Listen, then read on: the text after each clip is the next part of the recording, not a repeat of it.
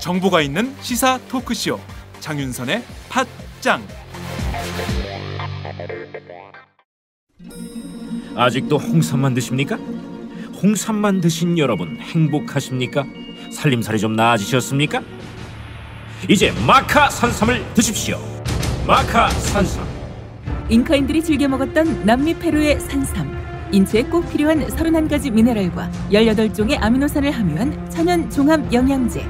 세계적인 슈퍼푸드로 인정받아 전 세계가 열광하는 그것 바로 마카입니다. 페루의 마카와 우리나라의 산삼을 하나로 만들었습니다. 마카 산삼. 이게 다가 아닙니다. 20년 경력 전문가의 자문을 받아 우리 몸에 좋은 11가지 원료까지 하나로 만든 건강 푸드 마카 산삼. 이제 홍삼 가격으로 마카 산삼 드십시오. 와, 이거 남자한테 딱이네. 딱이야. 애미야, 나한테도 딱이구나. 엄마, 나도 마카산삼. 나도. 검색창에 마카산삼 또는 영한네이처를 검색하세요. 영한네이처 마카산삼이 답입니다. 마카산삼을 꼭 기억하세요. 우주에서 마카와 산삼을 하나로 만든 회사는 영한네이처가 유일합니다. 유사 검색어 회사에 주의하시고 영한네이처를 꼭 확인하세요.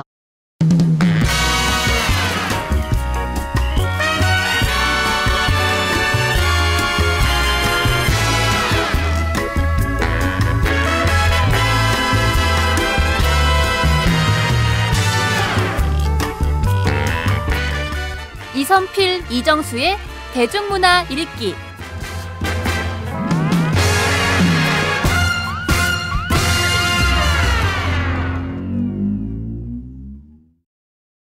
목요일의 고정 코너 이정수, 이선필의 대중문화 읽기 시간입니다.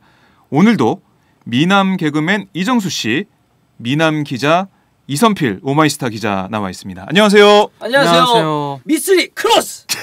크로스. 아, 깜짝이야. 주먹을 갑자기 내미셔가지고. 아, 이거 해줘요 빨리. 이렇게. 크로스 이렇게 주먹해서. 좋아요. 야, 정수 씨 근데 왜 혼자 오셨어요? 네, 저희 아내는요. 한 번 나오더니 귀찮다고 이제 안 나가요. 돈도 안 되는 거 안 나간다 그러더라고요. 돈도 안 되고. 돈 좀 주세요. 자본주의 사회. 네, 조금씩이라도 드릴까요? 저는 오늘 진짜 미쓰리가 아니라 오늘도 미포가 되는 줄 알고 미포 되는 줄 알고 좀 기대했었는데 자꾸 공짜 기대하지 마요. 오늘 녹음실 분위기가 약간 좀 칙칙해졌어요. 지난주에 비교해 보면. 이 기자님이 진짜 미쓰리에 걸맞게 머리도 파마도 하시고. 그러게요. 좋네요. 연예인 같아. 연예인 닮아가려고요. 비교가 되니까. 했어요. 네네네. 파마도 하고. 좀 더 높은 미적 기준을 위해서. 뭔가 좀 미쓰리, 그러니까 미남 기자라고 하니까 좀 꾸미는 것 같아. 그 수식어에 맞게 조금씩 바꿔나가는 것 같아요. 그게 현대인의 또 미덕 아닌가요? 요즘 소주 안 마시고 와인 마신다면서요? 겉만 만든 거 아니에요? 와인은 좀 싼 거 먹습니다 내가. 완전 물들었네. 예전에 소주 화학 소주 먹던 사람이 말이야. 소맥 마시고 이랬는데 요즘 와인은 즐겨 마신다 이런 소문이 있어요. 처음부터 강하게 나오시네요.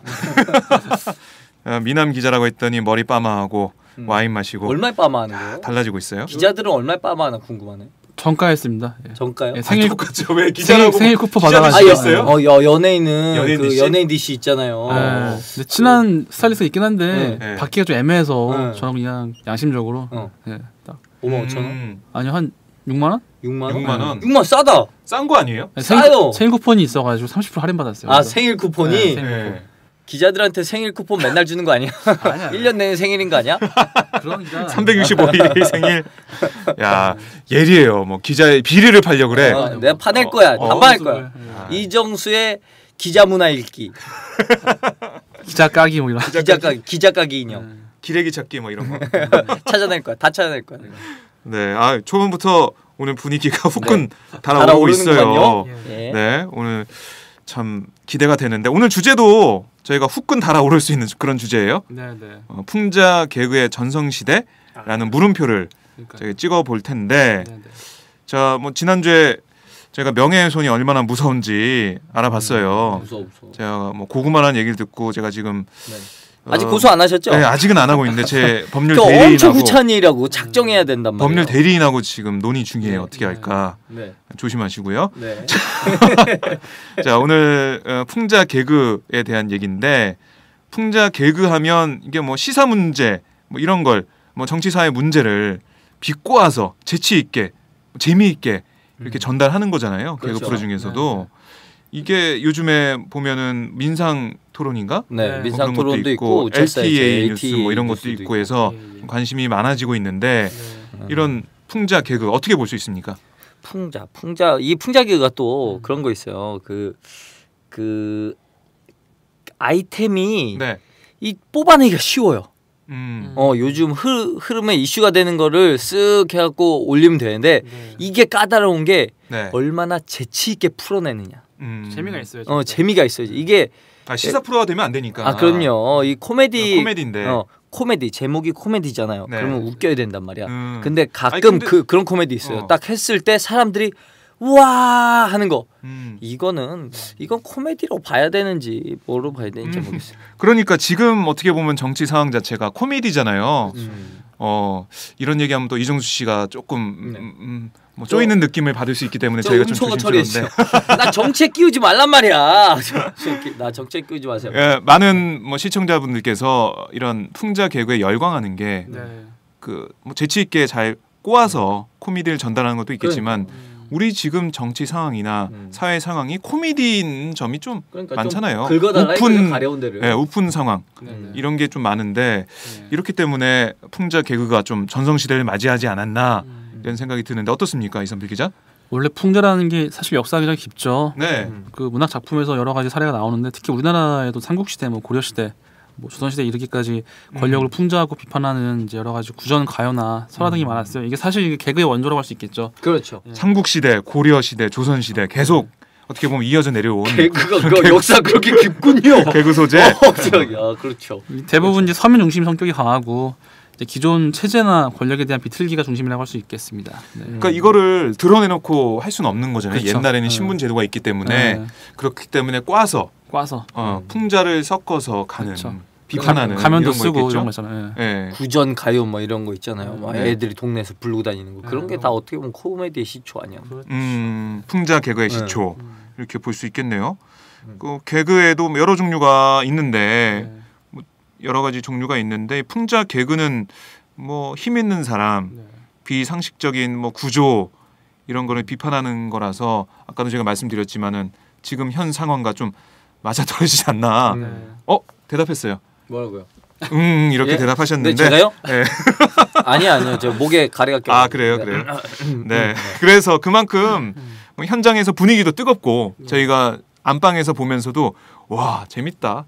저절로 박수가 나오고 이런 상황인데 요즘에 뜨고 있는 게 아까 말씀드렸듯이 민상토론, SBS 우차사의 LTA 뉴스 이런 정도인데 뭐 이 유명했던 프로를 한번 짚어보죠. 저희가 이 두 개를. 그 말씀하신 민상 토론은 토론 프로 형식을 빌어서 이제 박영진 씨와 유민상 씨, 김대성 씨가 나오죠. 네. 이게 지난 4월 5일부터 시작한 새 코너인데 얼마 안 됐어요. 얼마 안 됐습니다 아직. 박영진 씨가 사회를 보고 이제 두 패널들한테 민감한 정치적인 또 경제적인 질문을 던지고 또 이들이 거기서 대해서 대답하기 곤란하다는 입장을 취하는 과정에서 큰 웃음을 주고 있습니다. 여기에 더해서 방청객으로 등장하는 개그맨들, 뭐 김승혜 씨, 홍예슬 씨 이런 분들이 또 직접적으로 질문하면서 뭐 좋아하는 대통령은 누구냐, 좋아하는 뭐 실장은 비서실장은 누구냐 이런 식 이완구 전 총리 비자금 의혹에 어떻게 생각하느냐 이런 질문 던지면서 그러니까 곤혹스러워하게 맨 처음에는 다른 질문 할 것처럼 하다가 끝에 질문은 뭐 이런 시사적인 질문을 하죠. LTA 뉴스는 어떻죠? 이에 비해 우차사의 LTE 뉴스 원래는 LTE 뉴스였어요. 이게 처음 시작할 때는 2014년 5월 달이었는데 그때는 강선범 씨와 김일희 씨가 나와서 진행을 했었고 이게 인기를 끌었죠. 그렇죠. 처음에. 그리고 이제 2015년 3월 달부터 LTA라고 새롭게 이름을 바꾼 다음에 강선범 씨와 임준혁 씨가 맡고 있습니다. 이게 민상 토론보다는 좀 직접적으로 좀 방송을 하는 건데 화제됐던 뉴스를 언급하고 읽어주면서 그 뒤에 사견을 덧붙이는 방식이에요. 서로 좀 다르죠. 다르네요. 민상 토론하고 두 개 이제 코미디 형식 자체가 좀 다른데요. 이제 민상 토론은 이 풍자 코미디인데 정말 고급스럽게 잘 만든 것 같아요. 그래요? 네, 정말 잘 짜맞췄고, 그러니까 웃음의 포인트를 어디에 두느냐인데, 이제 LTE 뉴스 같은 경우는 정확하게 이제 웃긴다는 의미보다도 이제 박수를 받는 속 시원하다? 그런 얘기. 근데 또 이게 또 그 아주 시사 프로그램처럼 칼날같이 베진 않아요. 네. 그러니까 바늘로 쿡, 쿡 이런 식으로 찌르는 건데 아무튼 풍자 LTA의 풍자 방식이랑 민상토론의 풍자 방식은 많이 달라요. 뭔가 뭉뚱그린 느낌이신데요. 뭐 잘 마무리됐나요? 예를 들어주세요. 잘 마무리됐나요? 이게 또 그래요. 이게 이 개그도 분명히 창작물이기 때문에 그 3자가 감히 평가하기 쉽지 않아요. 어떤 게 더 좋다, 나쁘다. 만약에 내가 K-팝 스타여서 얘네들을 캐스팅해서 데리고 올 거면은 막 떠들어도 되는데 그래서 참 이 부분은 어떤 게 더 좋다 말다 뭐 얘기하기 쉽지 않은데 민상 토론이 더 재밌습니다. 아무래도 개콘이라서 그런가요? 저 우차서도 잠깐 있었어요. 우차서도 잠깐 있었어요. 그림 잠깐. 철새 아닌가요? 철새는 아니고요. 당시에 그 박승대 씨가 거기서 이제 작가를 활동한 적이 있었는데 그때 이제 제가 지원 사격을 잠깐 했던 적이 있습니다. 네, 저희가 현재 인기를 끌고 있는 풍자 개그 코너에 대해서 비교를 좀 해봤는데 요즘 풍자 개그 뭐 지금 인기를 끌고 있지만 예전에도 풍자 개그 좀 있었어요. 뭐 제가 기억나는 게 그 유행어가 있었죠. 김영곤 씨가 했던 유행어 뭐 잘 돼야 될 텐데 뭐 이거 될 턱이 있나? 아유 이거 정말 이거 기억하시면 또 옛날 최고였죠. 옛날 분이죠. 제가 어렴풋이 그 전에 들은 얘기예요. 뭐 구전동화처럼.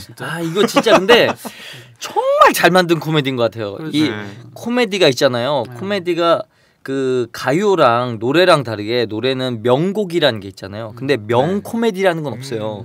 왜 그러냐면은 그 코미디는 시대를 반영하기 때문에 그때가 아니면 안 웃긴 거야.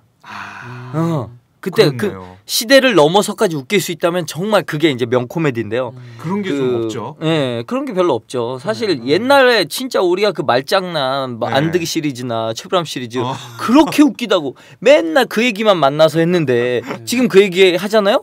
따돌림 당하잖아요. 지금 밥 못 먹죠. 네, 밥 못 먹어요. 최불암 뭐 시리즈 이런 정색하고 이런다는 거요? 그게 뭐죠? 먹는 건가요? 먹는 거냐고요?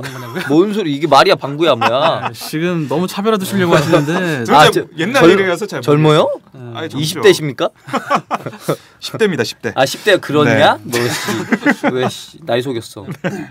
아니 지금 뭐 개그 이게 어떻게 보면 옛날부터 계속 명코미디로 중반한 게 없다고 하셨는데 제가 볼 때 우격다짐이 정말 명품 정말... 코미디지 않았을까? 아닙니다.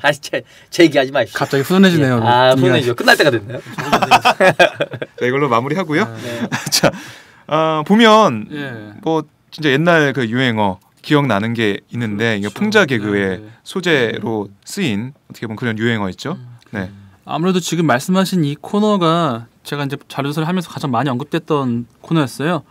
이게 상징적일 수밖에 없는 게 KBS 유머 1번지라는 이제 개그 프로 중에 전설적인 코너였죠.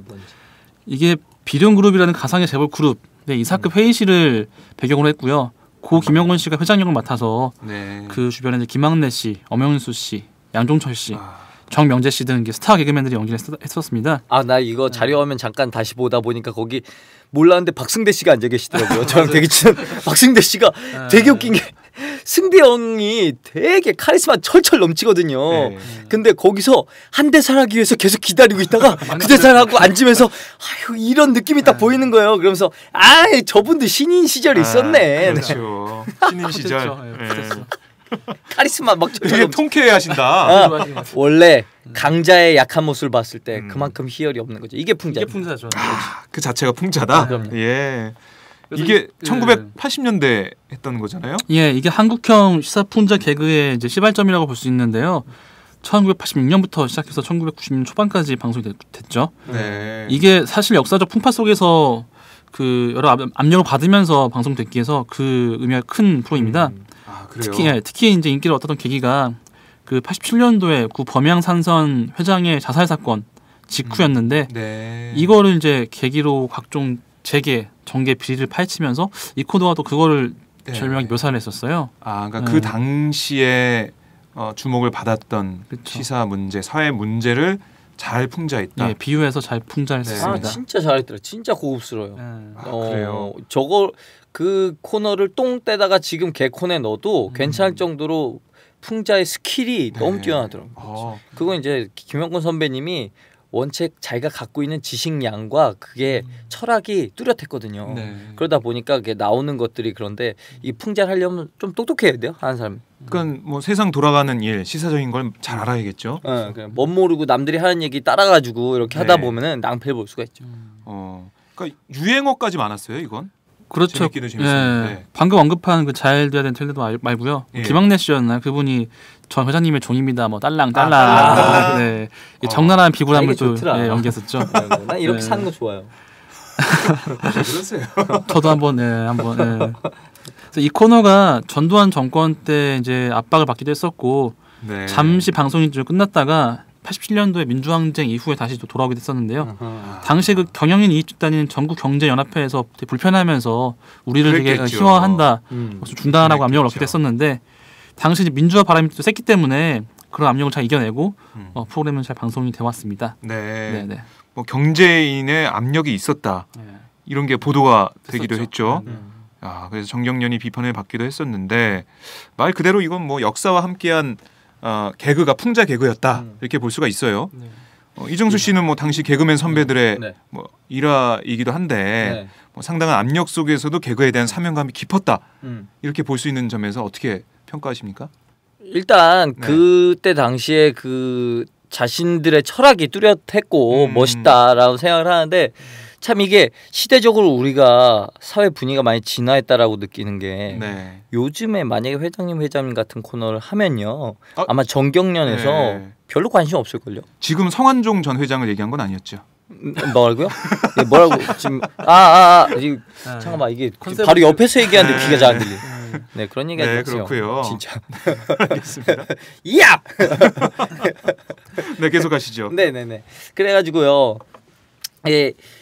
뭔 얘기부터 한 거야? 뭐 어디부터 얘기한 거야? 그에 대한 뭐 사명감이 깊었다, 철학이 있었다. 철학이 깊었고 그리고 요즘은 사회적 분위기가 이 정도 그냥 위트로 넘어갈 수 있는 것 같아요. 그 당시까지만 해도 그 권위주의 때문에 야 우리 회장단을 니들이 왜 희화해? 막라고 할 수 있는데 지금은 그냥 웃기네, 재밌네라고 넘어갈 수 있는 그런 마음의 넓이가 생겼다는 거죠. 그런 사회적인 분위기가 됐다. 그런 면에서 좀 다르다 이런 말씀이신데 제가 보기에는 지금과 비교했을 때 지금은 굉장히 다양한 뭐 잘생기신 분들 이정수 씨처럼 잘생긴 분들 나오고 하는데 당시 분들은 특유의 장기들이 좀 많았던 것 같아요. 좀 자기들 철학과 분명해서 그래서 그러니까 이런 개그들을 보통 이제 꽁트 혹은 연기 개그라고 하잖아요. 그렇죠. 사실 이분보다 또 앞선 세대로 보면 이제 고 이주일 씨가 또 있죠. 그러니까 스탠딩 개그에서 1인자이기도 하고. 그래서 이분 또 이제 무대 위에서 혼자 말로 웃기는 걸로 유명했었고요.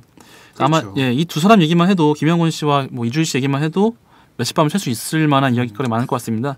어쨌든 이주일 씨는 이제 1992년도에 뭐 국회의원도 했었죠.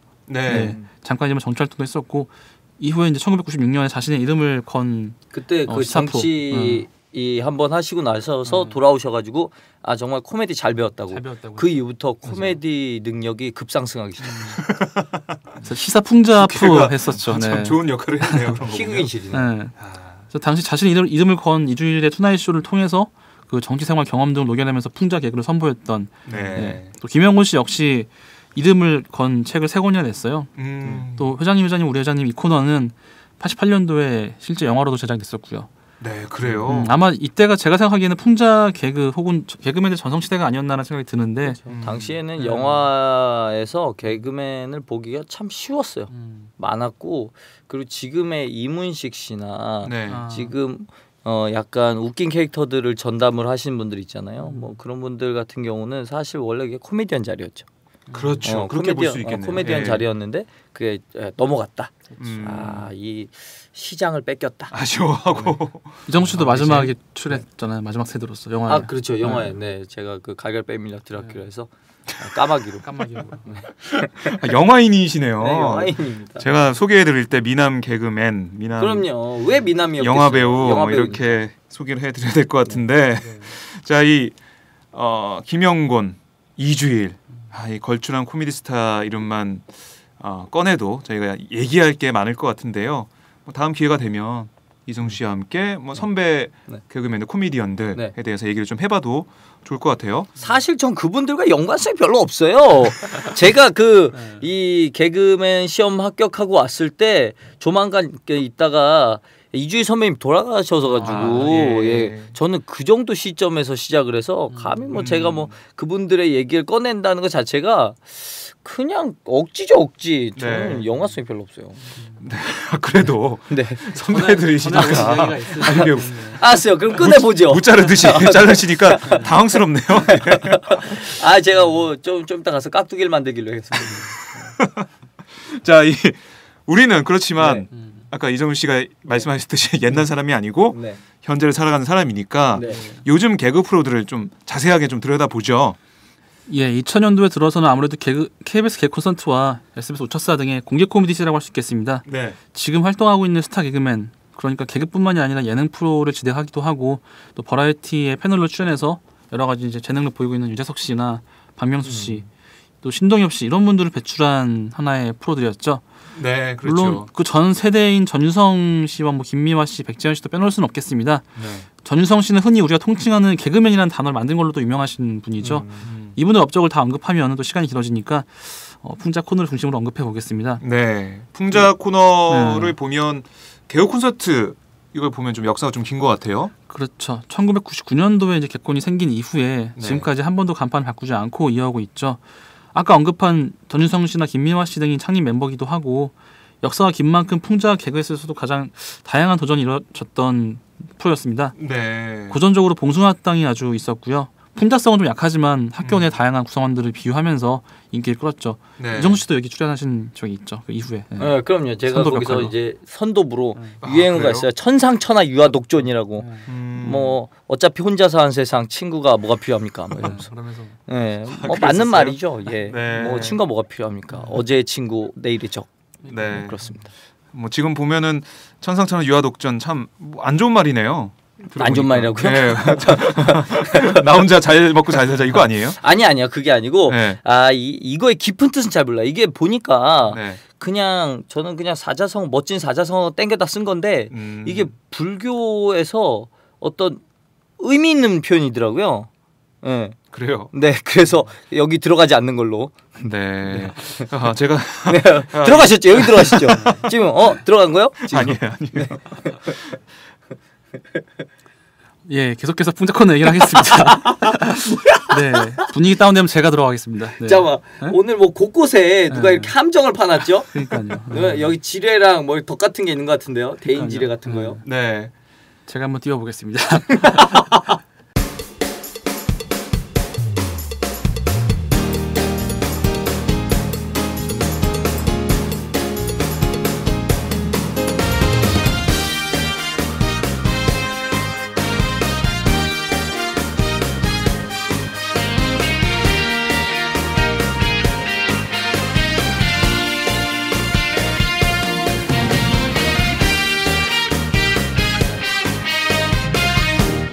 장윤선의 팟짱.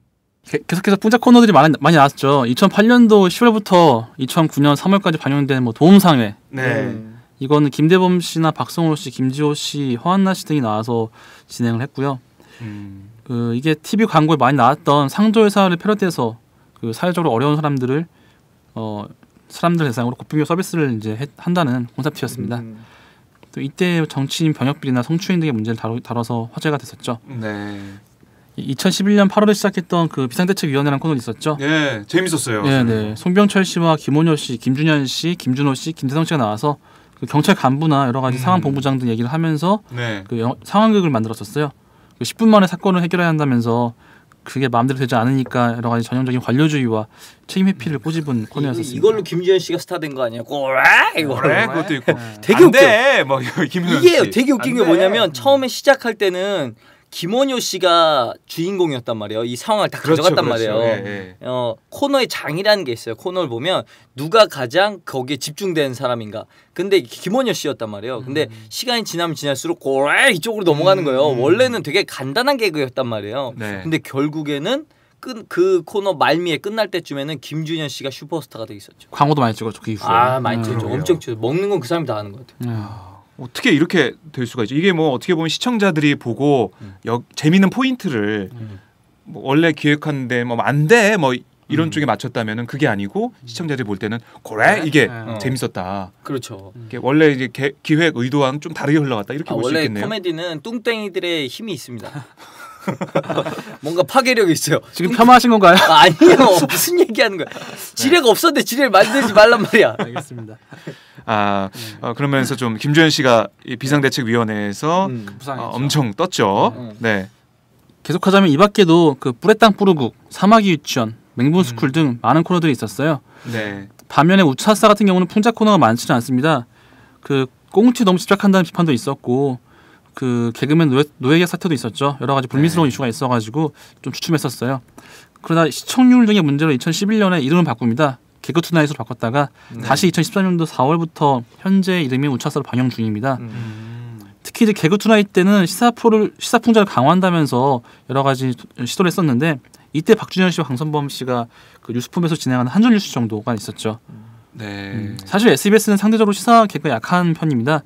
이게 내부적으로 좀 많이 막는다고도 해요. 그 불편해하기도 하고 특히 그 화상고라는 코너를 이끌었던 그 개그맨 김기욱 씨가 나중에 인터뷰에서 SBS 내에서는 그 시사 개그를 좀 꿈도 못 꾼다라는 말도 했어서 좀 주목을 받게 됐습니다. SBS 자체에서 시사 개그에 대해서 좀 불편해하는 그런 면이 있었다. 김기욱 씨의 증언이 있었네요. 증언가 뭐 그 이 풍자 코미디가 솔직히 웃음의 강도는 좀 떨어져요. 그 개그 프로그램을 만들다 보면 이제 코너를 구성하다 보면 야 이제 뉴스 프로그램 하나 없는데 하나 만들어봐 뭐 이렇게 얘기할 때도 있고 야 슬랩스틱 없으니까 그 몸으로 하는 거 하나 만들어봐 뭐 이렇게 제안서를 던져줄 때가 있거든요. 그래서 이제 만들게 되는데 이게 이제 우차싸 같은 경우는 초기에는 진짜 고공행진했지만 이제 시청률이 떨어지면서 아마도 시청률이 떨어지는 걸 잡기 위해서 좀 더 강한 웃음에 대해서 목말라 있었단 말이에요. 그러다 보니까 좀 더 야 그건 좀 시사는 아직 덜 웃기니까 좀 일단 배제해라는 것도 있었을 거예요. 어떻게 보면은 시청률이나 이런 문제 때문에 풍자 개그를 약간 좀 나중에 하자 뭐 이런 식으로 했을 수도 그런 있고, 것도 있고 지금은 아니다. 그리고 잘 생각해 보면 그 회장님 같은 경우를 제외하고 풍자 개그로 스타가 된 사람이 없어요. 그런가요? 스타가 된 사람. 근데 지금 민상토론 같은 경우는 이미 유민상의 이름으로 가고 있는 거죠. 그래서 신인이 나와서 그리고 신인은 시사 풍자라기가 되게 쉽지 않아요. 저거 뭐 신인은 시청자가 봤을 때 애처럼 보이거든요. 애가 나와서 뭐 지가 아는 척이야라는 생각을 할 수가 있기 때문에. 그렇네요. 시사라는 것 자체가 뭘 좀 알고 있고 시사에 관심이 있을 법한 지명도가 있는 사람이 해야 좀 더 시청자들이 관심 있게 볼 텐데 그래서 그게 아니다. 약간 그런 형식이죠. 지금 이미 유명한 사람이 나와서 하는 거라 더 주목이 될 수 있지. 그게 만약에 신인이 했다. 그럼 뭐야? 뭐 어떤 삶의 웃음의 포인트가 없어져요. 뭐 저희가 개콘 얘기, 또 우차싸 얘기, 공개 코미디 얘기를 하면서 풍자 코너가 어떻게 변해왔는지, 뭐가 있었는지 이런 얘기를 했는데, 근데 뭐 MBC 얘기는 안 하나요? MBC도 사실 경쟁 공개 프로 많이 해왔죠. 뭐 개그야, 핫당사, 웃고 또 웃고. 코미디에 빠지다. 최근까지는 코미디의 길까지 왔는데 이름 바꿔가면서 많이 처음 했었어요. 들어보는 것 같아요. 근데 이게 주목을 받지 못했고 사실상 시청률에 민감해서 이제 폐지가 된 상황입니다. 사실 나름 과거에는 경쟁 프로 많이 치고 올라가던 때가 있었는데 요즘에는 MBC 출신 개그맨들이 다 방송사로 이적하거나 그래요? 사실상 일을 못 하고 있는 상황입니다. 왜 이렇게 됐죠? 왜 MBC만은 이렇게 개그 프로가 자리를 못 잡고 뭐 이런 상황이 됐는지 그게 있어요. 그 코미디 프로그램 같은 경우는 웃길 때도 있고 안 웃길 때도 있단 말이에요. 근데 뿌리 내리기가 오래 걸리기 때문에 그걸 좀 기다리고 버텨줘야 되는데 좀 하다가 안 되네. 시간대 옮겨. 제목 바꿔. 사람 가라. 뭐 이렇게 하다 보니까 점점 다들 지치고 뭐 힘든 거죠. 그리고 사람을 갈고 시간대를 바꾼다고 해도 재밌는 건 그 인력이 뻔해요. 그 사람들이 그 사람이란 말이에요. 네. 예, 완전히 새로운 인물들이 나오지가 않기 때문에 예, 뭐 열심히 해보자 뭐 이렇게 항상 화이팅을 하지만 결국에는 시간이 지나면 비슷한 개그가 나오기 때문에 저번에 했던 스타일을 해서 잘 안 되는데 요번에도 또 비슷한 스타일이네 이렇게 된단 말이죠. 그러니까 뭐 시청률 문제가 좀 클 것 같은데 이걸 못 기다 주는 거죠. 나름의 투자를 해야 되는데 네. 그런 시간적인 투자나 그런 것들을 못 기다 주고 금방금방 폐지를 해버리는 이런 것들이 약수하는 그래서 뿌리를 못 내린다. MBC의 경우 이렇게 볼 수 있는데 지금 보면 개콘의 민상토론, 우차사의 LTA 뉴스 뭐 이것만 보면 이거밖에 지금 없는데 3사를 보면 뭐 풍자 개그의 전성시대가 아니라 오히려 뭐 풍자 개그가 위축된 뭐 별로 없는 이런 시대라고 볼 수도 있겠어요. 공중파 사례만 보면 어떻습니까? 그러니까 민상토론을 보면 민상토론 같은 경우 웃음의 포인트가 그런 거거든요. 지금 저랑 비슷해요. 아 왜 정치 얘기 날 그러는데 나 그런 거 싫다고. 아 나 왜 하지 마. 라는 게 이게 왜 우리가 방송에 나와서 방송은 이제 공공성이 있는 전파기 때문에 거기서 함부로 뭔가 자신의 독단적인 생각과 이런 것들을 함부로 얘기해서는 안 되겠죠. 근데 뭔가 얘기할 때 누구 눈치를 봐야 되고 내가 어떻게 위해를 당할 수 있다라는 공포. 검열하게 되죠. 공포. 근데 그게 사람들이 다 알고 웃어. 이 부분이 약간 역설적인 웃음이 나오는 민상토론 같은 경우는 그 역설적인 웃음이죠. 그러니까 이 부분이 이거는 걱정해야 될 부분이 아닌가라는 생각을 해요. 이게 만약 사람들이 웃는다는 건 공감하고 있다는 거거든요. 사람들이 공감하지 않는 건 절대 안 터져요. 근데 사람들이 웃잖아요. 야 나 그런 얘기 끼우지 마. 나한테 그런 얘기 왜 물어? 막 이런 게 개그맨이 멍청한데 저런 질문 왜 하는 거야? 라는 개념에서 웃는 게 아니거든요. 쟤 저거 대답하면 큰일 날 텐데 라는 생각이 있는 거예요. 조마조마하고 그러니까 어떻게 하지? 뭐라고 얘기할까? 뭐 이런 거. 연예인은 확실히 사회적 약자긴 하지만 그래도 이 하고 싶은 말을 할 수는 있는 거잖아요. 근데 그거에 대한 두려움이 있어 보인다는 것 자체가 한 번쯤 생각해 볼 필요가 있다. 그렇죠. 이정수 씨는 그냥 두려움은 없잖아요. 있어요. 네. 저는 원래 겁쟁이에요. 겁이 되게 많아서 일단 집에 뭐 날파리나 벌레 이런 것도 너무 싫어하고요. 두려움이 있는 걸로 저희가 정리를 하고요. 왕두려움으로. 네. 자, 이 공중파 3사 풍자 개그 그래도 민상토론 그리고 LTA 뉴스가 뭐 고군분투하고 있는 상황이라고 저희가 정리할 수 있겠는데 다른 뭐 어떻게 보면 케이블 이런 데서 보면 풍자 개그가 좀 있긴 있죠. 그래서 지상파가 이렇게 위축됐을 때 TVN 같은 케이블 채널이 도약기가 시작됩니다. 대표적 사례가 2011년 9월부터 시작하고 있는 그 코미디 빅리그죠. 이게 방식이 좋았어. 서바이벌 방식이에요. 그래서 서로 막 대결해서 코너별로 대결해서 긴장감을 더한 콘셉트입니다. 사실 인기 코너의 점수를 집계하는 방식은 MBC 핫당사가 있었는데 이게 핫당사가 뭐예요? 이게 하늘도 없고 땅도 없고 사람도 없고라는 거 너무 철학적이야. 너무 철학적이야. 네, 굉장히 이게 코미디 제목을 너무 철학적으로 만들면 안 돼요. 핫당사. 핫당사. 여기에서 있었군요. 코너 있긴 있었습니다. 이거는 이제 진영 대결이었어요. 코너별 대결이 아니라 어쨌든 이제 개콘 출신과 우차사 출신들이 모여서 이 코빅에서 상금을 걸고 대결을 펼칩니다. 이제 지난주부터 문제가 되고 있는 옹달샘도 여기 출신이에요. 시즌 1 때 우승을 차지해서 큰 상금을 받았었고요. 또 지금 주목할 만한 시사 풍자 코너가 있습니다. 우차사 출신 개그맨들로 이루어진 김기욱 씨, 예재영 씨, 이상준 씨가 뭉친 사망 토론. 사망 토론이 있죠. 웃기더라고요. 네, 이건 정치 경제라기보다는 우리 사회의 남녀 관계나 약간 문화적 권력들을 풍자하고 있어서 굉장한 재미를 주고 있습니다. 이것도 풍자라고 해야 되나? 진짜 사망 토론. 사망 토론. 뭐 어떻게 보면 시사 쪽 풍자는 좀 아닌 것 같죠. 근데 뭐 여러 가지 상황에서 그걸 좀 비꼬고 꼬집는 이런 정도의 주제인데 그래도 개그계 이 코미디계 전체로 보면 공중파 3사 플러스 케이블 이런 프로들이 또 들어오면서 좀 더 풍부해지는 건 사실인데 풍자 개그면에서는 모르겠어요. 코미디 빅리그가 이렇게 큰 역할을 했다? 이렇게는 볼 수 없지 않나요? 풍자가 별로 없어요. 풍자는 별로 없다고 저희가 최근에 그거 있어요. 그 갑을 있는데 갑을 얘기 이게 때리는 거에 너무 포인트를 맞추다 보니까 자칫 그 안에 담겨져 있는 내용이 잘 안 보이는 수가 있는데 그것도 풍자 개그라고 할 수 있죠. 그리고 여기에 뭐 또 보태자면 SNL 코리아 뭐 이 정도로 볼 수 있을까요? 예, 맞습니다. 다만 이게 해외에서 사온 포맷이라서 우리나라 전통적인 풍자라고 볼 수는 없는데 네. 일단 풍자라고 하기보단 패러디성이 좀 강하죠.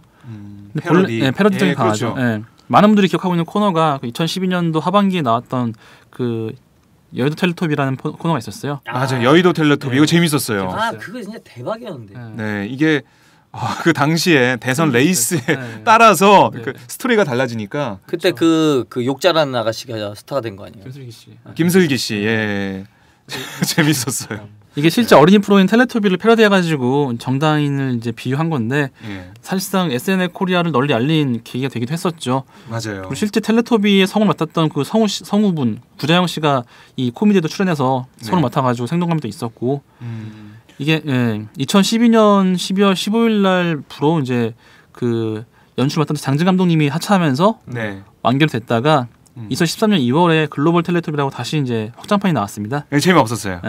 여의도 텔레토비가 재밌었어요. 이게 확실히 눈에 와닿아야지. 글로벌 외국 나가면 몰라요. 오바마 나오고 뭐. 그러면 우리나라 삼면이 바다란 말이야. 보면은 박근혜 대통령, 뭐 안철수 당시 뭐 후보 그리고 서로 문재인 때리고 재밌었는데. 후보 뭐 다 나와서 또 얼굴도 좀 비슷했어요. 나오신 성대모사도 하고 그러니까.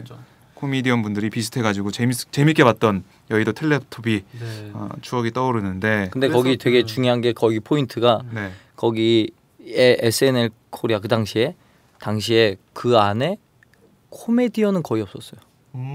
다 뭐 영화 배우나 배우나. 맞아요. 연기하시는 분들이 좀 주어 있어요. 그럼요. 지금 다 연기하시잖아요, 김슬기 씨나. 다 연기자예요, 사실. 연기자인데 거기서 이제 장진 감독님이 들어오시면서 그렇게 세팅이 됐던 거죠. 뭐 근데 이정수 씨도 개그맨으로 출발했지만 영화도 찍으셨고 드라마에도 나오시고. 그럼요. 뭐 이게 경계가 좀 없어지는 것 같아요. 이제는 없죠. 사실 가수가 먼저 그걸 붕괴시켰고 이제 코미디언은 원래 열려 있던 걸 닫았다가 다시 열고 있는 상태고. 다음에 이정수 씨 대중문화 읽기도 하지만 뭐 시사 읽기 뭐 이런 걸로 한번 또 저요? 영역을 한번 넓혀보시면 어때요? 전 지식이 짧아서 안 돼요. 거절하셨군요. 저는 어떻게 이거 프로그램 하나 준다는 뜻인가요? 시사. 시사. 할 수 있겠어요? 한번 해볼까요? 얼마씩 줘요? 거기 덥석 물었는데 저희가 한번 돈 얘기 끝냈더니 갑자기 끝났네 이 얘기가. 돈 얘기를 갑자기 하시네요. 자, 잠시 얘기가 좀 샜는데 글로벌 텔레토비가 그 13회 방송 이후에 아직까지 완결이 안 되고 좀 중단 상태입니다. 그래 완결은 안 됐어요. 안 됐습니다. 그래서 그 이유가 이제 뭐 박재범 씨가 새로 출연하신 박재범 씨의 스케줄 문제였다는 말도 있었는데 사실 그거보다는 그 CJ 그룹이 그 비자금 수사를 받으면서 그 회장 뭐 이런 일이 있어가지고 방영을 중단 당했다는 추측이 좀 가능한 상황입니다. 정권의 눈치를 본다 뭐 이런 건가요? 알아서 볼 수도 있고, 알아서 볼 수도 있고, 외압이 들어갈 수도 있는데 TVN이 아무튼 뭐 CJ의 자회사이기 때문에 눈치 보기를 한다고 볼 수도 있는 거죠. 뭐 같은 맥락으로 이런 정치 사회 풍자 개그가 상대적으로 뭐 정권의 억압에서 자유로울 수는 없을 것 같아요. 앞서 언급한 회장님, 우리 회장님도 군사 정권의 탄압을 받았고 동시에 정권에 따라 개그맨들의 눈치를 볼 수도 있고 어떠세요? 그렇죠. 이게 풍자 개그라는 게 결국 누군가를 지칭해서 웃기는 거잖아요. 그 사람이 이랬다 그러면서 웃기는 건데 그러다 보니까 이거는 다른 측면에서 내가 희화되고 싶지 않은데 내가 희화됐어. 그럼 피해를 본 거잖아요. 그렇죠. 그래요. 그러다 보니까 항상 위험이 도사릴 수밖에 없는 코드라고 볼 수 있죠. 풍자 누가 제3자가 봤을 때는 속 시원하고 좋을 수 있지만 당한 사람 입장 계속 따가우니까 그래서 풍자는 계속 외압이 들어오는 건 어쩔 수 없는 양날이다. 그림자다라고 보고 가장 그래서 훌륭한 코미디는 자학이다. 셀프 디스 이런 거. 셀프 디스. 남에 대해서 얘기하는 것보다 자학이다. 이렇게 말씀하셨는데 말씀하신 대로 위험이 있어요. 사례가 꽤 있습니다. 그 개코선트의 사막유치원에 출연했던 최유종 씨가 당시 코너에서 국회의원이 되려면 집권 여당의 수뇌부와 친해져서 공천을 받은 뒤에 텃밭에서 출마하면 됩니다. 2억 들고 선관위 찾아가세요라고 했다가 당시 그 당시 그 대상 풍자 인물이었던 강윤석 씨한테 무고죄로 고소를 당했었죠. 이분 그 당시에 모두가게 인형이었죠.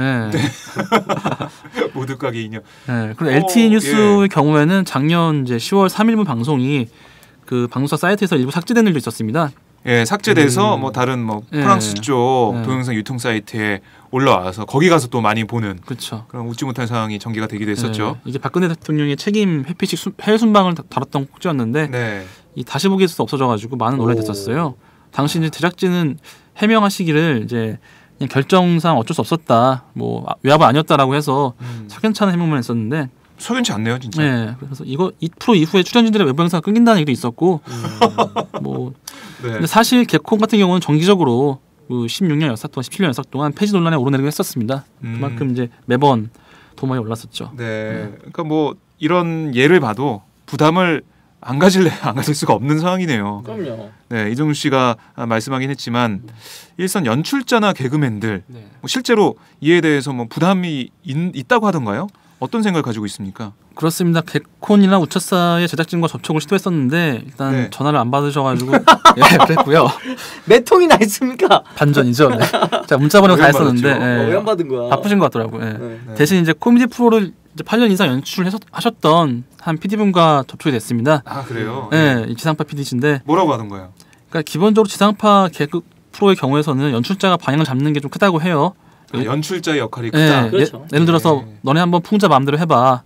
이런 식으로 방침을 정해야 이제 개그맨들이 마음을 놓고 움직일 수 있는 환경이라고 합니다. 그만큼 제작진의 취향을 좀 타는 경우가 많다는 건데. 근데 뭐 그 제작진 위에는 뭐 간부들이 있고, 뭐 그렇죠. 경영진이 있고 이렇지 않습니까? 그걸 막아줄 수 있는 연출자라면은 이제 열어주는 건데, 뭐 회사의 방침을 따른다면 이제 그거를 또 못하게 할 수도 있는 여러 가지 환경이 되는 거죠. 참 외풍을 이 제작진이 막아주느냐 안 막아주느냐 이런 면도 그게 작용한다 이런 말씀이신데. 요거 중요한 말인 것 같은데 요즘에 그런 거 있잖아요. 연예인들이 말을 잘못해서 구설에 오르고 뭐 이렇게 자기 직장을 내려놔야 되는 상황까지 가고 그런 일들 있잖아요. 근데 이 점에 대해서 그게 방송을 타기까지 어떤 방송이든 간에 책임 프로듀서가 있잖아요. PD가 그 연예인이 그 프로그램의 수장이 아니란 말이에요. PD가 그 프로그램의 수장이란 말이에요. 그러면 그 PD가 보고 이건 뭐 괜찮겠어라고 편집을 해서 내보낸 거예요. 내가 오케이한 거야. 수장이 오케이한 거예요. 그러면 그게 나갔을 때 그거에 대한 피해가 있을 때도 같이 책임을 져야 되지 않나. 그리고 그거에 대해서 적극적으로 함께 해명을 하고 어떻게 보면 배도 마찬가지잖아요. 선장이 어떻게든 끝까지 책임을 져야 하는 게 옳습니다. 그래서 책임을 단지 말 실수한 사람에게만 돌린다기보다는 그렇죠. 그래서 PD들을 방송국에서 고학력자들 뽑는 거예요. 네, 책임을 져야 된다. 선장이니까. 그럼 뭐 세월호 참사 문제도 선장의 문제. 그리고 지금 대한민국 호라는 우리 나라를 또 박근혜 대통령이 이끌어가고 있는데 선장이 중요하다 이런 말씀이시네요. 기승전 정치를 끝나는 인상토론 한국지를 보는 것 같은데. 아무튼 그렇습니다. 이런 책임 프로듀서의 역할, 제작진의 역할이 중요하다 이런 말씀이신데. 그렇습니다. 그 부분도 짚었고 또 기본적으로 개그맨 입장에서는 풍자 개그를 하려면은 이런 사회 문제에 대해서 지속적인 관심을 갖고 있어야 한다고 하더라고요. 그러니까 그 단편적인 지식이 아니라 평소에 신문이나 기사 댓글 등을 보면서 트렌드를 읽던 개그맨들이 막상 풍자 개그를 하라고 하면은 잘한다고 해요. 네. 그래요.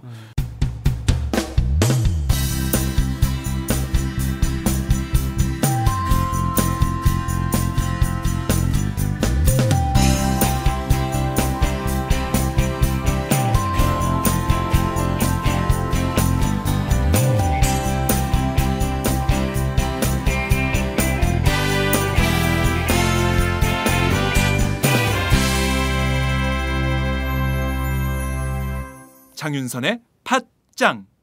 개그맨들이 그동안 어떻게 보면은 이런 지식이나 이런 걸 쌓아왔기 때문에 이런 풍자 개그도 가능한 거잖아요. 그만큼 사회 현상에 많은 관심을 가지고 있는 개그맨들이 많다. 뭐 이렇게도 좀 풀어갈 수가 있는데 뭐 민상 토론하시는 분들은 아무래도 다 보셔야 될 것 같아요. 신문도 보시고 뉴스 보시고 여론 흐름도 보고 공부를 해야 할 수 있는 그런 개그가 바로 풍자 개그다 이렇게. 그렇죠. 공부를 많이 해야 돼요. 어린 친구들은 또 하기 힘들고. 최소한 이제 35세가 넘어가야 풍자 개그 시도할 수 있죠. 네. 그리고 뭐 어느 정도 지명도가 있어야 또 풍자 개그 할 수 있는 여건이 되고 그런 건데. 자, 그러면 제작진, 프로듀서 이런 분들을 보면 지금의 시사 풍자 개그 이 상황, 이 풍자 개그의 전성기라고 보고 있던가요? 어떻습니까? 복수의 PD들한테 물어봤었는데 사실 풍자라는 게 이제 곧 시의성을 상징하잖아요. 네, 그때에 그렇죠. 맞는 그렇죠. 그리고 강한 자에 대한 약자의 대치가 핵심이기 때문에 어설프면 안 된다고 하는 게 PD의 생각이었습니다. 그러니까 자칫하면 잘못하면 변죽만 울리고 끝난다는 거죠. 네. 근데 이제 뉴스 보도가 아닌 이상 양측의 입장을 객관적으로 다를 수도 없고 사실상 약자나 상식선에서 말하는 게 맞는 건데 민상토론 자체가 그 돌파구 같다고 말씀하시더군요. 다들. 민상토론은요. 네. 방송인으로서 사회 이슈에 대해서 말조차 못 꺼내는 이 현실을 꼬집는 거죠. 네. 그래서 분명 이런 것들이 지금 상황에서는 풍자 개그를 하기 좋은 때는 아닌 것 같다라고들 말씀을 하더라고요. 이 민상토론 자체를 보면 풍자 개그를 하기 좋은 상황이 아니다. 이걸 보여주는 게 바로 민상토론이다. 그렇죠. 네, 그 자체를 보여주는 거니까. 역설적이네요. 네. 잘 만들었어. 네. 그 민상토론 보면은 지금 뭐 아까 4월 5일부터 저희가 방송했다고 얘기를 했었나요? 네. 얼마 되지 않았는데 많은 인기를 끌고 있어요. 페이스북 이런 데 봐도 공유도 많이 되고 그렇죠. 봐라. 이런 걸 볼 때 저는 이게 인기를 끌고 있는 걸 보면 시청자 입장에서 보면 어떻게 보면 표현의 자유나 이런 게 억눌려 있는 상황을 잘 보여주는 게 민상토론이기 때문에 속 시원하고 재밌다 이렇게 느끼는 것 같아요. 그렇죠. 뭐 좋게 보면은 그 방송인 입장에서 시사적인 문제 얘기를 못하는 그걸 통해서도 어떻게 보면 재미를 느낄 수가 있지만 전체적인 사회 전반으로 넓혀보면 표현의 자유가 좀 억압되어 있는 우리 우리 사회 상황을 잘 보여주고 있기 때문에 여기에 대해 공감을 많이 하고 있다. 이렇게 저는 해석하고 싶어요. 네, 또 덧붙여서 이 PD들이 사실상 이제 역사를 보니까 방송 역사를 보니까 그 SBS가 개국할 당시가 이제 바로 언론 규제가 풀던 시기였잖아요. 1987년도 뭐 이후였는데 그때도 코미디도 같이 검열이 풀리면서 활성화됐다고 보더라고요. 그러니까 억눌렸던 시기에 그런 규제가 풀리면서 대통령과 정치인 가지고 개그를 하니까 인기를 끌게 되고 그래서 막 이게 압력이 풀리면서 억눌려 있는 게 뻥 터지면서 인기가 많았다. 풍자 개그 자체가. 네, 근데 반면에 이제 지금 활동하고 있는 개그맨들은 독재 정권을 직접 겪지 않았기 때문에 사실상 지금의 사안을 보는 게 좀 너무 나이브한 건 아닌가, 좀 부드럽게 보진 않는가라는 것도 지금 반영되는 것 같다고 말씀하시더라고요. 그래요. 저는 모르겠어요. 저는 지금도 약간 좀 뭔가 우리나라 전체적으로 역사적으로 후퇴하는 느낌, 퇴보하는 느낌을 좀 받고 있어가지고 그러니까 그 자체를 너무 나이브하게 본다는 거죠. 개그맨들이 그 정권 자체를 경험하지 않았기 때문에 후퇴하는 개그맨들 자체가 이걸 너무 심각하게 안 받아들이고 겉만 보고 있지 않나, 비판 의식이 좀 많이 없어지지 않았나라고 좀 약간 개그맨들의 그런 비판 의식. 나이브한 그런 입장을 비판한 그런 발언이었다. 그게 이제 보면 이제 학습이 된 거예요. 점점 방송을 하다 보면 그 어떻게 해서 점점 일거리가 줄어들고 방송을 못 하게 되는지 방송 역사가 생기면서 사례들을 보고 배우잖아요. 그러면서 점점 방송하는 사람들이 똑똑해지는 거예요. 이제는 아마도 그 방송하는 사람들이 절대 카메라 돌 때 앞에서 욕하지 말자, 뭐 하지 말자. 예전엔 그럴 수도 있지였는데 이게 이제 안 된다라는 어떤 룰이 생긴 거죠. 방송이 역사 그렇게 오래되지는 않았잖아요. 그러다 보니까 이제 계속 학습되고 교육이 돼 있는 거기 때문에 요즘 이제 데뷔하는 아이돌이나 점점 예전에 아이돌이 사고 치는 경우가 되게 많았는데 요즘엔 점점 사고 치는 아이돌이 적어지는 게 그런 거 아닌가. 뭐 그렇게 보면 어떻게 보면은 뭐 그런 효과, 순효과도 있겠지만은 좀 나쁘게 보면은 자기 검열을 통해서 개그맨들이 뭐 이런 풍자 개그는 먹고 살려고 풍자 개그는 잘 안 하게 되는 이런 상황이 될 수도 있겠네요. 그렇죠. 개그맨들 입장은 어떤가요? 비슷한 의견들이 좀 있었는데 익명을 요청한 모 개그맨이 있었어요. 이분도 10년 넘었어요, 데뷔한 지가. 아 그래요? 저건 아니죠. 제가 아니죠. 아닙니다. 다른 분. 그래서 이분 역시 이제 풍자 개그를 하려면은 개그맨 자체가 그만큼 역량이 돼야 된다는 생각이었습니다. 그러면서 LTE 뉴스는 좀 아쉽대요. 이게 정확하게는 이게 정치 풍자 개그로 볼 수 없을 것 같다고 말하더군요. 그러니까 형식이 좀 간단하잖아요. 뉴스를 읽어주고 거기에 말을 덧붙이는 정도라서 이거를 코미디라고 볼 수 있을까? 코미디 요소는 별로 없다라고 비판을 했었습니다. LTA 뉴스가 뉴스를 읽고 그냥 한마디 덧붙이는 거기 때문에 좀 아쉽다라는 거죠. 현실감이나 코미디적 요소를 봤을 때는 민상토론이 좀 더 낫지 않나라는 뭐 이슈를 건드리지는 않지만 현재 사회의 분위기를 꼬시기 때문에 이런 것들은 좀 낫지 않나라고 하는 입장을 전했습니다. 뭐 이렇게 우리나라의 그 개그 프로 그리고 풍자 개그에 대한 역사에 대해서 저희가 좀 짚어봤는데 해외에서도 뭐 이런 풍자 개그 이런 게 좀 있지 않나요? 어떻습니까? 예, 문화나 사회 정서가 다르기 때문에 단순한 비교는 어렵겠지만 아무래도 이제 미국 같은 경우는 크게 활성화가 돼 있죠. 그 SNL 아까 언급한 SNL의 이제 원조인 네. 미국에서는 이제 사실 유명 코미디언들의 요람구시를 하기도 합니다. 이 프로를 시작으로 할리우드 진출하는 코미디언이 꽤 되거든요. 네. 그 SNL 원년 멤버인 그 채비 체이스나 존 벨루시, 댄 에크로이드 등은 이후에 스티븐 스필버그 감독의 1941이라는 영화에 출연했었고요. 네. 뭐 존 랜디스 감독의 브루스 브라더스 등 유명 영화 감독에 출연했었어요. 그리고 빌 머레이라고 그 영화 고스트버스터즈에 나온 피터 박사. 네, 이분도 이제 코미디언이시고 SNL 출연진이었죠. 네. 또 이제 풍자 개그 여왕으로 알려진 조한 리버스 지난해 사망하셨는데 이분도 11편의 영화에 출연했고 그 에이미상 상도 받았었고 책도 8권 이상 냈었어요. 네. 이런 상황인데도 그 짐 캐리도 마찬가지지만 그렇죠. 짐 캐리는 받았는 것 같네. 아카데미상을 한 번도 받은 적이 없다. 뭐 이런 거. 그래요. 물론 아카데미 시상식은 영화 쪽 상이라서 코미디언 출신 배우한테 좀 상을 박하게 준다는 평도 있긴 한데 적어도 대외 활동이나 코미디 활동 가지고 압박을 받는다거나 유축되는 경우는 좀 드문 것 같습니다. 사실 시대를 좀 더 거슬러 올라가면은 찰리 채플린이라는 위대한 또 인물이 또 있긴 하죠. 네. 뭐 이 사람만 따로 다뤄도 이제 오랜 시간이 걸릴 텐데 어쨌건 당시에는 또 공산주의가 뭐 이렇게 풍자됐던 시기였으니까 많이 이제 압박을 당했던 것도 있었지만 어쨌든 이분도 일평생 신념대로 작품 활동을 했었고 그래서 지금까지 거론될 수 있는 인물이 되지 않았나. 그러니까 아마 후대에 유명한 코미디언들이 나올 수 있었던 것도 찰리 채플린 같은 인물들이 그 시대와 싸우면서 신념을 꺾지 않고 수신한 덕이 아닐까라고 생각을 해봅니다. 뭐 해외 사례를 보니까 찰리 채플린 얘기까지 나왔는데 풍자 개그의 뭐 역사랄까 뭐 이런 외국 사례를 보면 좀 더 길다. 볼 수 있고 찰리 채플린 같은 경우는 이게 사람들 기억에 진짜 역작으로 남고 이렇게 추앙받는 이유는 형식이 영화라서 그래요. 배우로 이게 우리 영화인들이 특히 어떤 사회를 바라보는 시각이 냉철하고 과감하잖아요.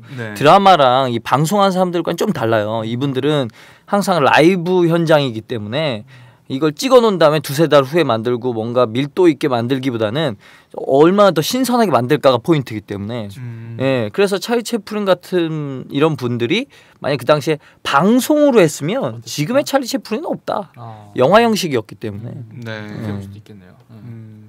뭐 얘기를 하다 보니까 뭐 영화의 역사, 뭐 코미디언 계보 대박이네요. 뭐 여러 가지 그 소재들이 계속 튀어나오는데 시사 프로그램 하나만 주십시오.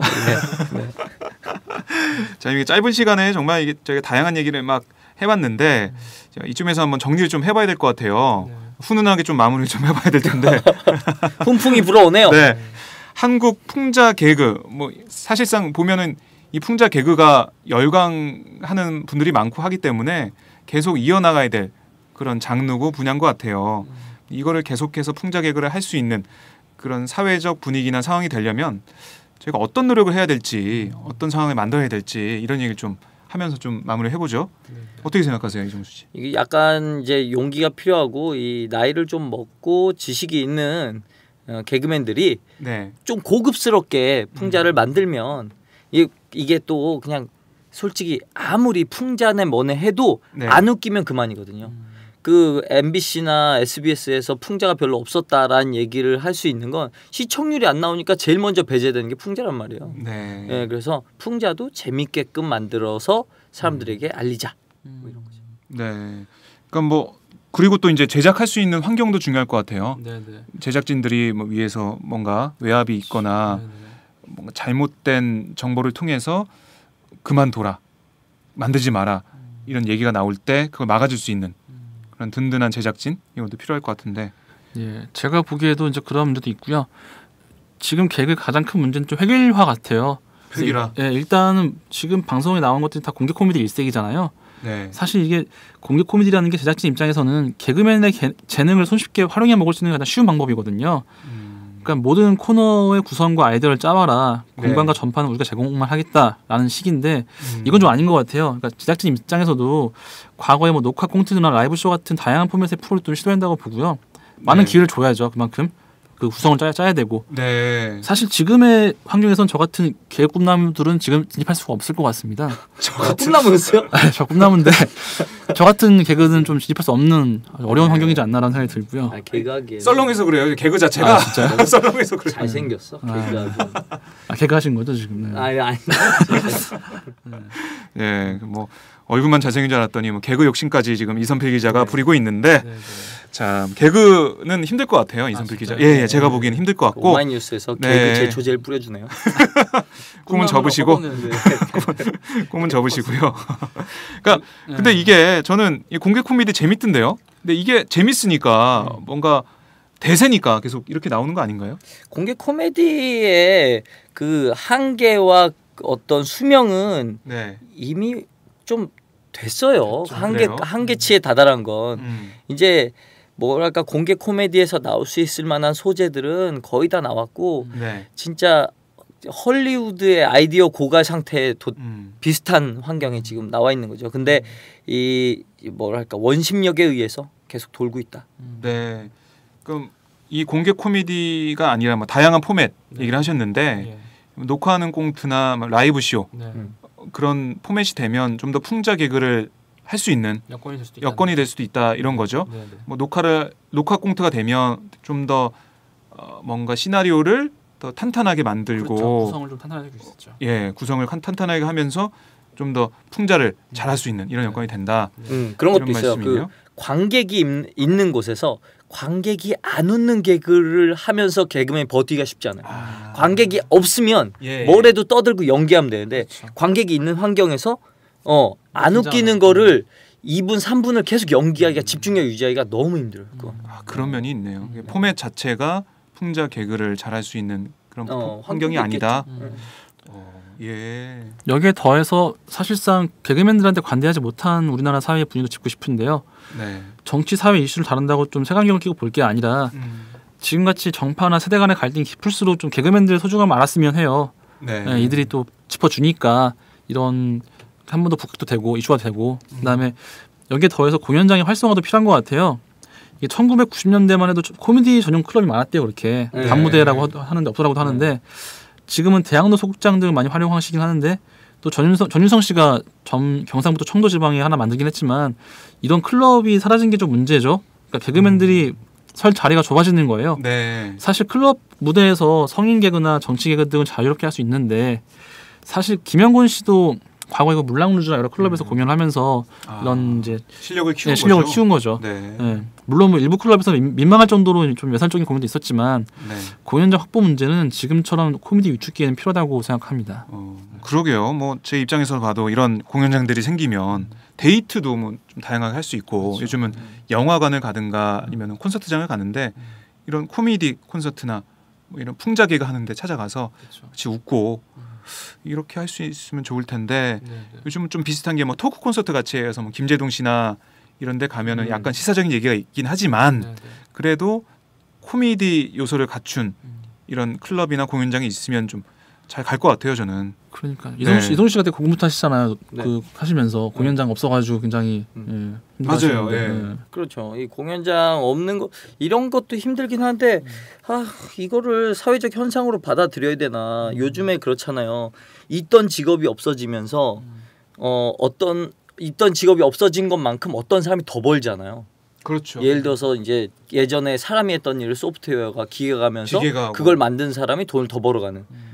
근데 코미디 이 시장이 좁아지면서 오히려 이제 다른 사람들이 더 독식하고 있는.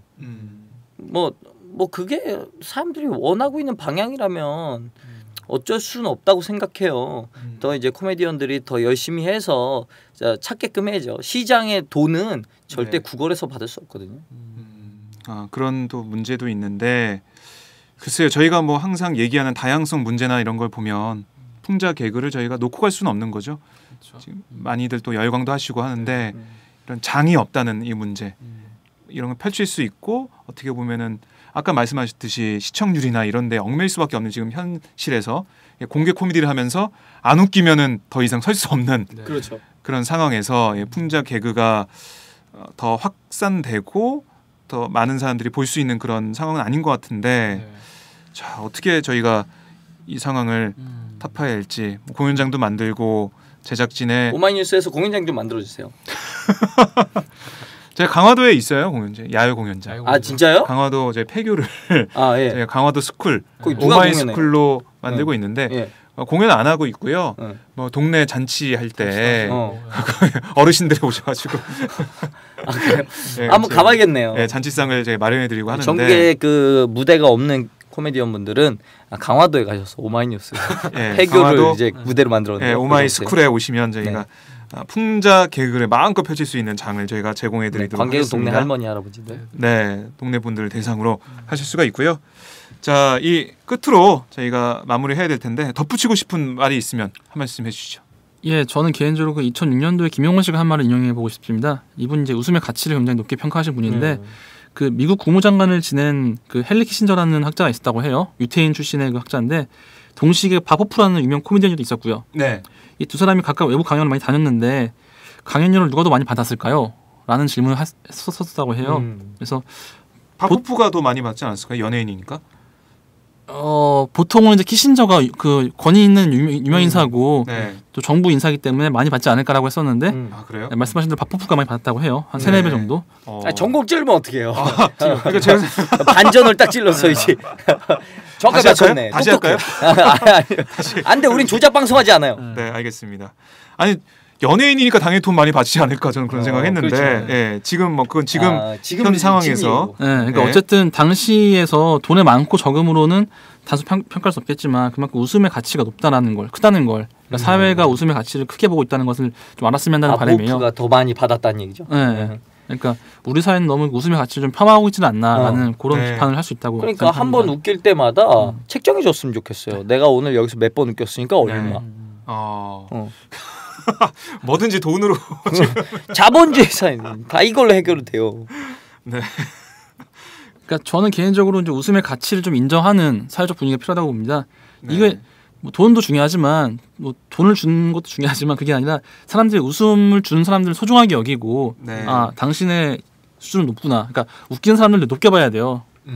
저 같은 이제 점잖게 웃기는 분들도 굉장한 이제 사회적인 도움을 주는 이런 분위기가 있어야 더 양질의 개그도 하고 풍자도 나오고 다양한 개가 나오지 않나라고 생각을 해봅니다. 웃기는 사람을 우스운 사람으로 생각하지 말자 뭐 이런 거죠. 네, 알겠습니다. 자, 그리고 또 한 가지 지금 표현의 자유 문제로 보면 이 풍자 개그가 마음껏 펼쳐질 수 있는 그런 사회적 환경, 사회적 분위기도 중요하고 그걸 만들어가는 것도 시청자들의 몫이다. 이런 생각을 좀 해보네요. 자, 오늘 말씀 정말 잘 들었습니다. 오늘 좀 이정수 씨가 아슬아슬한 부분이 약간씩 있었어요. 제가 툭툭 찔러봤는데 걸려들 뻔하다가 안 걸려들고 이래서 참 재미있게 오늘도 방송을 했네요. 오늘도 줄타기 방송 감사합니다. 네, 두 분 오늘 고생하셨고요. 다음 주에 다시 뵙겠습니다. 네, 감사합니다. 예, 고맙습니다.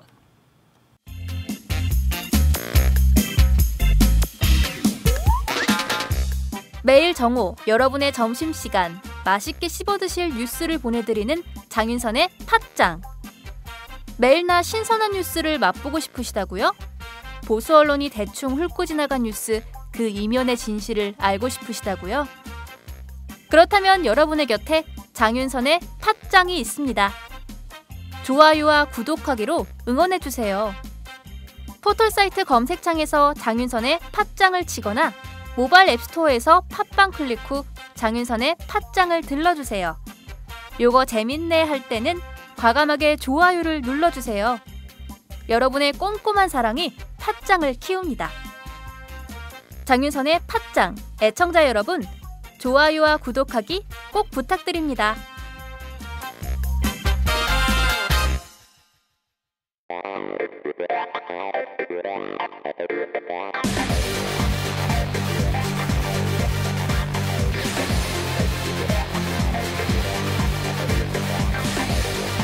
정보가 있는 시사 토크쇼 장윤선의 팟짱.